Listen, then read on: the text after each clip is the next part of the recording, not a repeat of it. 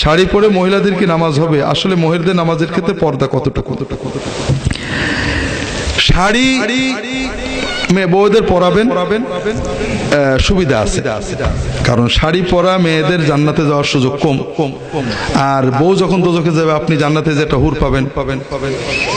কিন্তু একটা বড় ভয় আছে যে আপনার কারণে বউ জান্নাতে গেলে আদৌ আপনি জান্নাতে যাবেন কিনা। তবে দেখেন, ফুরফুরার জামাই হুজুরের মুরিদ হয়ে যদি সুবিধা করা যায় একটু দেখতে পারেন। শাড়ি খুবই বাজে, আপত্তিকর। শাড়ি ঘুমানোর পোশাক, নাইট গাউনের মতো। আপনারা বলেন তো, চাদর গায়ে দিয়ে মাটি কাটা যায়, রিক্সা চালানো যায়, আপনার মনে করেন মেশিন পত্রের কাজ করা যায়, কারেন্টের কাজ করা যায়, জড়াই যায়, ঠিক না? শাড়ি হলো এরকম পোশাক, কোনো কাজ করা যায় না। শাড়ি পরে ঝাড় দিতে যান দৌড় মারবে, হাঁটতে যান দৌড় মারবে, কোন দৌড়ন দৌড় মারবে, ঠিক না? মুসলমান মেয়েদের ফরজ পোশাক এবং সুন্নত পোশাক হলো, আমার একটা বই আসে, পোশাক, পর্দা ও দেহসজ্জা, পারলে জোগাড় করে নেবেন, মসজিদে পাওয়া যায়। বড় ম্যাক্সি, নবীজির স্ত্রী এবং তার মহিলা সাহাবী মেয়েরা কি পড়তেন? বড় ম্যাক্সি, পায়ের গোড়ালি পর্যন্ত, হাতা পর্যন্ত, এবং ম্যাক্সির নিচেই পাজামা অথবা সায়া, আর উপরে বড় ওড়না। এই তিনটে পোশাক সবসময় পরতে হবে। নামাজের ভিতরে পর্দা হলো শুধুমাত্র এই মুখমণ্ডল, কপালের চুলের নিচে থেকে দুই কানের ভিতর দিয়ে থুতনি পর্যন্ত এবং কবজি পর্যন্ত হাত। এই দুটো অঙ্গ ছাড়া যদি কোনো মহিলা একাকী অন্ধকার ঘরে নামাজ পড়ে, কেউ না দেখে, শুধু আল্লাহ রাব্বুল আলামিন দেখেন, সেখানেও যদি এইটুকু আর এইটুকু বাদে শরীরের অন্য কোনো অংশ বেরিয়ে যায়, নামাজ হবে না, বেনামাজি হয়েই মরবে।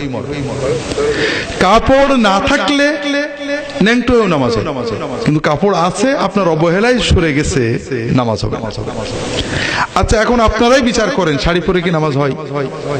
যত ভালো করে পড়েন, রুকু সিজদা করতে গেলে সরে যায়, কপালের চুল বেরিয়ে যায়, নামাজ ভেঙে যাবে, কান বেরিয়ে যাবে, জুলফি বেরিয়ে যাবে, নামাজ বেরিয়ে যাবে। শাড়ি পরে নামাজ পড়ার জন্য শর্তগুলো বলি, পছন্দ হবে না আপনাদের। শাড়ি পরে নামাজ পড়তে হলে ব্লাউজটা হতে হবে এই পর্যন্ত। আপনার স্ত্রী মেয়েদের ব্লাউজ কোন পর্যন্ত? তাড়াতাড়ি জান্নাতে যাবেন, ঠিক না? শুধু বউদেরই দোষ, আপনাদের কিছু দায়িত্ব নেই। ব্লাউজের গলা হবে এই পর্যন্ত। আমরা পুরুষেরা গলা আলা জামা পরি, আর আমাদের স্ত্রী, আমার মেয়েরা প্রচুর পরিমাণ গলা কেটে পড়েন, ঠিক না? এটাই তো আল্লাহর হুকুম, ঠিক না? আর যখন নামাজ পড়বেন, শাড়ির উপরে বড় হেজাব, নেকাব, বড় চাদর এমন ভাবে পড়বেন যেন মুখটা বেরিয়ে না যায়, মাথার কাপড় সরে না যায়। তবে মুসলমান মেয়েদের উচিত ঘরে বাইরে সব সময় বড় ম্যাক্সি অথবা বড় সালোয়ার, মানে জামা, আপনার কামিজ বড় হাতাওয়ালা, নিচে পাজামা, সালোয়ার অথবা সায়া, উপরে বড় ওড়না, এগুলো পরে থাকলে এই যে পর্দা, এটা আপনার বাড়িতেও ফরজ। আমরা বেপর্দা অনেক সময় মেয়েরা দুলাভাই বাসুর দেওয়ারের সামনে যান, বাইরে যান, মহা কবিরা গুনাহ। মেয়েরা আমাদের দেশে নামাজ বেশি পড়েন, আলহামদুলিল্লাহ, নফল ইবাদত করেন, কিন্তু বেপর্দা চলেন। আমাদের মুহতারাম বক্তা একটু আগে বলতে যাচ্ছিলেন, না বুঝার কারণে। পর্দা করা ফরজ, শবে বরাতের রোজা নফল, শবে বরাতের রোজার আগে পর্দা করেন না। আর পর্দা কোনো কঠিন জিনিস না।